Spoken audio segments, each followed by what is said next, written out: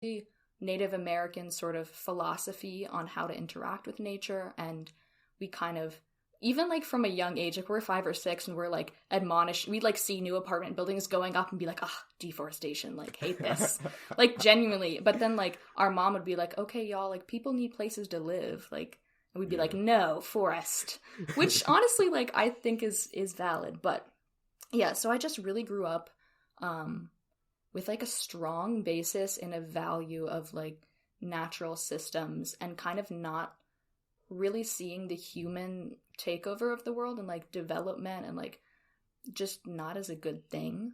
And when I was in 5th grade, I heard about a wildlife conservationist, like probably from like National Geographic or something. And I was like, you can save endangered animals for a living? Hell yeah, that's what I'm gonna do. But which is so like what's hilarious is that I knew that most people don't do what they thought they wanted to do as a kid. So I like kind of tried to pretend that I didn't want to be that. I'd be like, yeah, I could do that. But I was like, I wish I'd found out about this later because I'm probably going to change my mind. Like, oh no. Like, but that means I'm not going to, you know? So then I was like, I never was really like, I'm going to do this. I was always like, yeah, maybe I'll do that. Like trying to like, hopefully like not push it. But then I was like 14 or 15 and I was like, I still am really interested in this. And I was like, okay, I want to like try it out. Like I want to do something. I'm not just going to like wait until I'm in college or wait until I have a career to do this. So I started planning this trip that I wanted to take, working on a conservation project abroad, doing something like that to see, is this something I would actually want to do? So I spent a very, very long time researching and planning this, this project sort of trip thing that I would do in the summer. And I was like, oh, it'd be so cool to like work with endangered wildlife in Africa. And I was like, Mom, like, she was like, you're not going to Africa this summer. I was like, okay, fair enough. So then it was the next summer. So I looked into a bunch of programs and sort of volunteer abroad type programs, like applied to a bunch of stuff. But it was really expensive. And that kind of, that's like the first time I started to really realize that money is real, was that like that money could, and that's very coming from a very privileged place of like my parents are, you know, have a comfortable income. You know what I mean? Like for the most part, like I didn't get like whatever I wanted, but I never really had to like worry about money as a limiting factor per se. Yeah. Until this thing when it was, my parents were like, this is, we don't have like money sitting around to pay for this. And I was like, oh, like the thought that money could stop me from doing the thing that I wanted to do, like up at that point, the most I've ever wanted to do something up until that point in my life. And the thought that money could stop me was so like not just to me. Like I was like, that's not fair. Like, how can this be? It's like, okay, welcome to the real world, Jane. Like this is how the world works. So I like applied to a bunch of grants, and stuff. And I did like a fundraising campaign. So I raised $3,000 through that stuff, like crowdfunding and like applying to grants and stuff, which was really cool. And I had this mentor through my Unitarian Universalist Fellowship church type fellowship. Yeah. And her name is Crystal and she's awesome. And we would like get lunch and talk about things. And she would tell me like, Jane, if you want to do something, like you can do it. You know, it's like, it's that basic, like if there's a will, there's a way. But if you actually believe that, the world is wide open. Yeah. But you do have to know that it's going to take effort and failure, and it's not always going to look pretty, but you can do it. So I just like really clung to that. And I made videos, like ran this campaign. And so I went to Madagascar for the summer. And it was very difficult. I like to say it was like half like really difficult and just not fun, and half like amazing on the other hand. So I lived there for a month and did conservation. It was like we did biomonitoring surveys. So we'd like go into the jungle and like look for lemurs and like write down like different information about like the different species that we would see. And it was definitely a impactful experience to say the least. But it also like opened up my care more for the human side, not just saving animals, but also the complications with like poverty and the economy and like government versus like, you know, policy being like actually put into practice, or like how do you enforce policy? How do you provide for people? Like people can't be expected to save animals when their kids don't have food. So just kind of all of these issues. And that's where I am right now, is like just kind of getting into that and like looking at all the issues. And I'm not sure exactly like what lens I want to take with that, but kind of combining the people side and the species conservation side. Yeah, that's cool. Yeah, that's great. I remember when I was like between like 9 and 11 years old, I wanted to so badly be a wildlife biologist. Oh, cool. I spent all of my time on National Geographic. Like, I could tell you anything about any animal ever. Like, I just knew. And then I don't know what, I wanted to like go on a trip to Johannesburg in South Africa because they had this wildlife reserve. And I don't know, at some point between 11 years old and moving to Beijing, something switched in me because my mom was like, you want to go see the pandas? And I went, why would I want to go see pandas? And no. Not the pandas. I can't explain. I have no clue. But yeah, I think that's still a very important job. And it's especially cool that, you know, there's still people who still want to do that. I'm giving myself a pat on the back for being able to guess that straight away. Yeah, for real. That's hilarious. So do you speak any French now? I do. I say I'm not fluent, but getting there. Okay. So yeah. You're gonna work on that here, I assume. Yes. Taking classes, and also like it's so cool because so many people here just speak French. So I've met a couple people, and we'll like get lunch and just speak French just to practice, which is awesome. That's cool. And so majors. What are the majors you're considering? Yeah, so I'm currently thinking I want to double major in environmental studies and either geography or international studies. Okay. Minor in French, concentration in African studies. Yeah. It's a lot. It is a lot, and I don't know if it's actually feasible. You know? Where there's a will, there's a way. Hey, that's what I like to hear. Yeah. It's hard work. It's going to be hard work, but what in life is supposed to come easy, you know? Yeah.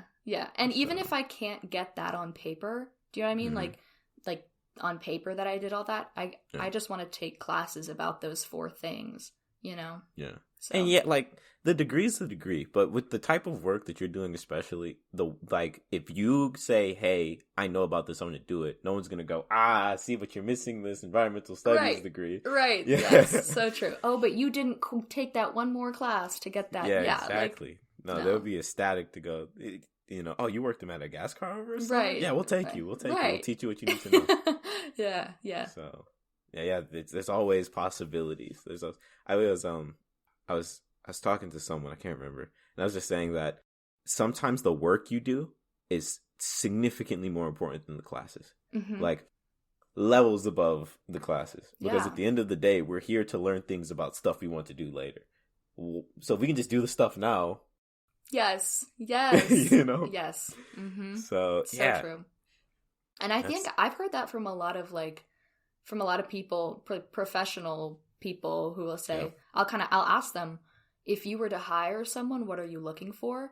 And so often they say, the work that you did, the internships, the classes in your GPA like kind of matter, you know, we want to see that you weren't like a bum, but you know, like who you are and what you've done is so much more important than. Exactly. 100%. Yeah. Keep pursuing the dreams. Yes. Do you know what you want to major in? So the goal for a while was computer science because I'm a nerd and I like techie stuff and this is something I want to do. But like the biggest thing was the money, right? That was like, it just pays well to have that sort of degree. After being here and taking economics and like currently I'm taking human geography, I realized like my passions sort of lie in 2 places. It lies in like education, but specifically like working with youth. And then it lies in sort of the betterment of racial minorities, especially here. Like I care so much about that. And so I'm kind of I'm kind of on the fence now. I was like, I don't know too much about that computer science thing anymore. You know, Yeah, like for sure. Economics and geography seem really like the route for me right now. Yes. Just because urban development, I care so much about urban development. Like, and I didn't realize I had this passion in me for a long time. But it's just every time I come back to the States and I like, okay, you know, what road is it? Like, okay, what road is toward Target? Snelling. Snelling, yeah. Yeah. When you go down Snelling, you cross when you cross the railroad track, you see an instant difference in sort of the quality of the planning of the city down there. Mm-hmm. And guess who lives down there the most, like in that area? Mm-hmm. People of color.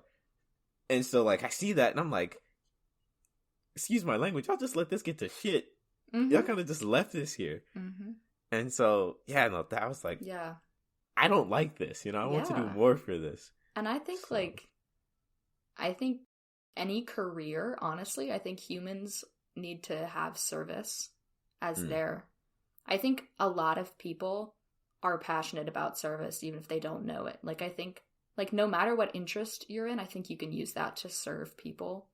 So, I don't know. I think that's, like, one of the most important things you can think about. Like, what do you want to, like, do with your career? It's like, you know, like, I don't know. I know it's a tough topic, but I really think that you need to be doing something you're passionate about, like not just paying the bills, but I like for your health, like physical health, like obviously mental health, like, and also just enjoyment of being alive. Like, you need to do something that you are passionate about. Like, that's a necessity. Like, that's not something on top. Like, that's a need. Yeah. No, I tell people all the time, like, whenever I see my stuff like starting to operate outside of my passion, it pulls me back. Mm-hmm. Like, it literally, people will be actually killing themselves by like working a 9 to 5 that they hate. It will kill you. It makes you sick. Mm-hmm. So yeah, 100%.